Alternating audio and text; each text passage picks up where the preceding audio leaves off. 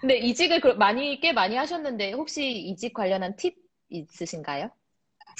네, 일단 이직을 자주 한 편인데 싱가포르 와서 정말 뭐 1년에 한 번, 1년 반에 한 번씩 바꾼 것 같은데, 어, 제 생각에 일단은 이제 자기 능력을 키우는 게 가장 일단 1번인 것 같고요. 너무 뻔한 얘기라서 되게 말하면서 죄송한데, 자기 능력을 일단 키워야 될 것 같고, 그 능력이 어느 정도 된다 싶으면 감이 오거든요. 아, 내가 지금 내 실력에 비해서 뭔가 조금 덜 받고 있다. 그런 느낌을 받을 때가 되게 이직하기 좋은 타임인 것 같아요. 내 실력에 비해서 난 조금 못 받고 있다라는 생각이 들 때가. 그래서 음, 그런 생각이 들 때, 근데 이제 좋은 기회는 뭐 인터뷰 제의는 많이 오지만 정말 좋은 기회는 그렇게 많이 안 오거든요. 싱가포르에서도 제가 느낀 거는. 그래서 평소에 어느 정도 그냥, 뭐, 굳이 꼭 이직 의사가 없더라도, 이제 인터뷰를 조금 봐두면은, 나중에 좋은 기회가 튀어나왔을 때, 더 인터뷰를 잘 볼 수 있는, 어느 정도 이렇게 웜업이 돼 있으니까, 더 잘 볼 수 있는 음, 가능성이 좀 있겠죠. 그래서 좀 평소에 너무 많이는 아니어도, 시장에서 어떤 일이 일어나고 있는지 늘 촉을 세우고, 그리고 인터뷰도 가끔씩 보면서 감각을 좀 살려두는 게 좋은 것 같아요.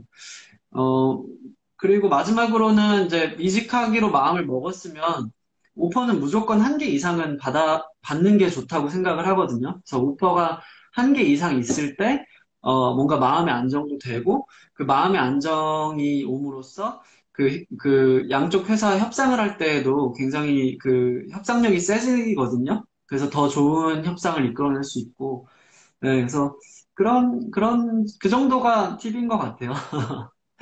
이게 마지막 부분에서 사람들이 항상 여러 가지 회사를 놓고 고민을 할 때, 아, 이게 둘 다 되면 어떡하죠라는 그런 쓸데없는 고민을 하는데, 그러니까요. 네, 둘 다 되면 너무 좋죠. 네. 네. 그리고 그거를 약간 배은망덕하다고 이 회사의 진정성이 떨어진다고 생각을 하시는 것 같아요. 그래서 아, 내가 이 회사를 정말 가고 싶으면 이 회사랑만 인터뷰를 봐야 하고, 막 그렇게 생각하시는 분들이 아, 많은데, 전혀 그렇지 않다는 거. 그리고 전혀 그렇지 최종 않아요. 라운드까지, 그죠? 최종 네. 라운드까지 가고 나서도, 오퍼를 받고 나서도 그 다음에 리젝을 해도 돼요. 왜냐면 그 다음에 그럼요. 리젝을 하는 일이 워낙 비일비재하니까. 그럼요. 예. 그럼요. 진짜요. 근데 네, 받기도 전에, 아, 난 근데 이직 생각이 없는데, 그러면서 관두시는 분들도 많더라고요. 그거는, 그거는, 네, 그거는 좀 아쉬운 일인 것 같아요. 근데 제가 느낀 거는 한국 분들이 되게 이런 상도덕에 대한 기준이 굉장히 강하세요. 근데 이제 음, 그래서 어떻게 보면 그건 되게 뭐랄까 존경스러운 일이고, 그 되게 로열한 일이라고 할 수도 있겠지만, 회사는 절대로 캔디데이트를 볼 때 그렇게 정을 가지고 생각하지 않거든요. 그러니까 그냥 뭐 캔디데이트 여러 명 중에 한 명으로 생각을 하지, 막 이 사람한테 어떤 뭐 애착을 가지고 뭐 그런 경우는 잘 못 본 것 같아요. 그래서 그냥 그 인터뷰 보는 입장에서도 그냥 그 정도 마음가짐으로 그냥 나를 더 원하는 곳에 가면 되지 하는 그런 생각으로 여러 곳에서 오퍼를 받으면 좋죠. 왜 안 좋아요? 인터뷰도 좋은, 면접 시간도 당겨줘요. 면접 시간도 당겨주고 뭐 면접도 몇 개 스킵해주고 막 이래요. 맞아요, 맞아요. 그거를, 예, 정말 다시 한번 강조드리지만, 한국에서도 신입사원 연수 갔다가 나가서 가는 애들 있잖아요. 그런 애들이 현명한 그럼요. 거예요. 네. 예. 일단 받고 사인하고 가세요. 간 다음에, 그 다음에 그만둬도 되거든요. 충분히. 그럼요. 예. 아무도 그렇다고 해서 뭐, 그걸 가지고 뭐, 그 사람을 블랙리스트로 기억해놨다가 몇 년 후에 다시 그 사람이 지원을 했을 때 뭐, 그 사람을 뭐, 불이익을 주고 저는 이런 건 못 본 것 같아요. 그냥 늘 서플라이랑 디만드일 뿐이지. 예. 네. 그러면, 커리어 관련해서 주원님이 다양한 나라에서 일을 해보셨다고 했잖아요. 그래서 호주에서 이제 네. 대학도 졸업하시고 일을 했었고, 뉴질랜드 언제 가셨는지 모르겠지만 네. 네. 뉴질랜드에서도 했었고, 싱가포르에서도 네. 하셨는데, 그 세 네. 나라가 되게 어떻게 보면 한국 분들이 많이 가서 이민을 가서 살면서 일하는 나라잖아요. 셋 다, 그 세 개 다 그렇죠. 그렇죠. 찍어보셨는데, 그 나라의 각각의 장단점을 비교해 주실 수 있나요? 그럼요, 그럼요. 예, 그러니까 뉴질랜드에서는, 그러니까 저는 고등학교 때 갔는데 알바를 많이 한 편이에요. 어렸을 때부터. 근데 이제 알바 경력을 제외하고 제가 처음 직장 생활을 시작한 게 뉴질랜드의 어떤 방송국이었거든요. 근데 그 방송국에서 이제 그 케이블 가이, 컴퓨터 고치고 막 전선 이어주고 뭐 이런 케이블 가이로 이제 일을 했었는데, 어, 되게 분위기가 되게 회사 같지가 않고, 그냥 사람들이 다 좀 여유가 있고, 그냥 다 막, 이렇게 좀, 뭐랄까, 좀, 이렇게 그렇게 심각한 사람들이 별로 없었어요. 다 되게, 그냥 좀 널널하고, 그리고 굉장히 놀랐던 거는, 4시 15분쯤 되니까 사람들이 가방을 미친 듯이 챙기는 거예요.